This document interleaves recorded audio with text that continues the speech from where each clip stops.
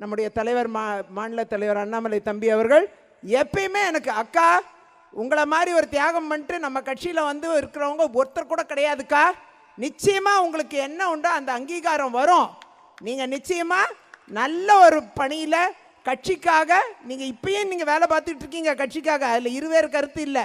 ஆனால் அதே நேரம் உங்களை கட்சி சரியாக பயன்படுத்தும் என்று ஒவ்வொரு முறையும் சொல்லிகிட்டே இருப்பார். எனக்கு ரொம்ப நம்பிக்கை, நிச்சயமாக அவங்க என்னை நல்லா பயன்படுத்துவாங்க. அண்ணன் கரெக்டாக அண்ணன் கரெக்டுன்னு நினைக்கிறேன். அந்த வகையில் வந்து தமிழிசை அக்காவும் இருக்காங்க, பெண்களை கைவிட மாட்டாங்க. அந்த வகையில் ரொம்ப எதிர்பார்ப்போடு நான் வந்து இந்த மேடையில் ஒன்று நாம் கட்சி பணி ஆற்ற வந்திருக்கோம், அதே மாதிரி தேச பணி ஆற்ற வந்திருக்கோம். இந்த ரெண்டுத்திலையும் என்னை போன்றவர்களை மட்டுமல்ல அதிகமான பெண்களை ஈடுபடுத்த வேண்டும். இதுதான் காங்கிரஸ் கட்சியில் இந்த தப்பு பண்ணாங்க, அதை தட்டி கேட்டேன். பெண்களுக்குன்னு எந்த இடமும் கிடையாது, பெண்களுக்கு லீடர்ஷிப் கிடையாது, ஏன்னா பெண்களுக்கு லீடர்ஷிப் குவாலிட்டி கிடையாதான். அப்படிப்பட்ட சொல்கிற கட்சியில் நாம் எதுக்கு இருக்கணும்? அதனால தான் நான் பாரதிய ஜனதா கட்சியில் தமிழிசை அக்காவை லீடர் ஆக்கினாங்க. அதே மாதிரி நிர்மலா சீதாராமனை அமைச்சர் ஆக்கினாங்க. சாதாரண அமைச்சரா? பொருளாதாரத்துறையும் பாதுகாப்புத்துறையும் அவங்க கையில் கொடுத்தாங்க, ஒரு பெண்ணை நம்பி கொடுத்தாங்க. அப்படிப்பட்ட உதாரணங்கள் பாரதிய ஜனதா கட்சியில் இருக்கு. இதெல்லாம் பார்த்து தான் என்னை போன்றவர்கள் நிச்சயமாக நம்மை போன்ற உழைப்பாளிகள் திறன் படைத்த பெண்களை நிச்சயமாக பாரதிய ஜனதா கட்சி பயன்படுத்தும் என்பது இருவேறு கருத்து இல்லை. ஆகையால் உங்களுக்காக பணியாற்ற நான் இருக்கிறேன் என்று பாரத பிரதமர் தினந்தோறும் சொல்லிக் கொண்டிருக்கிறார். அவருடைய கனவு இந்த நாடை மிகப்பெரிய விஸ்வகுருவாக உலகின் நாடுகளுக்கெல்லாம் நாடாக மாற்ற வேண்டும். அவருடைய சிந்தனையில் நாம் எல்லாம் இணைந்து பயணிக்க வேண்டிய தூரம் என்பது வெகு தூரத்தில் இல்லை.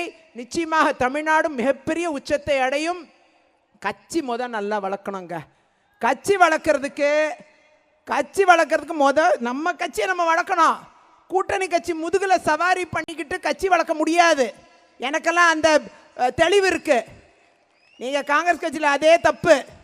கூட்டணி கட்சி முதுகில் மட்டும் சவாரிப்பாங்க, அப்பப்போ சீட்டு வந்த உடனே நின்று ஜெயிச்சு போயிடுவாங்க, அவ்வளோதான். அங்கே எப்படி மக்கள் பணி இருக்கும்? இந்த கூட்டம் இருக்குமா? இருக்காது. நான் சொல்கிறதெல்லாம் முதல்ல நம்ம கட்சியை நம்ம வளர்க்கணும், கூட்டணியை பற்றி அப்புறம் யோசிக்கணும். தப்பில்லை, கூட்டணி எது வேணால் வருங்க, எந்த கூட்டணி வேணால் வரும், அதெல்லாம் இப்போ நம்ம சொல்ல முடியாது.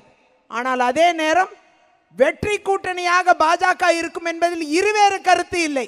நிச்சயமாக வருங்காலம் என்பது பாரதிய ஜனதா கட்சியின் மிகப்பெரிய ஆளுமை என்பது தமிழகத்தில் தன்னுடைய நிலைப்பாட்டை நிலைநிறுத்தும் என்பதில் இந்த முறையே நிரூபிச்சிருக்கோம்.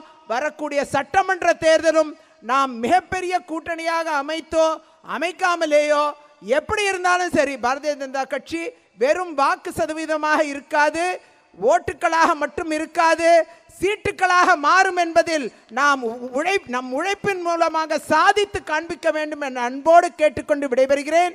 நன்றி, வணக்கம்.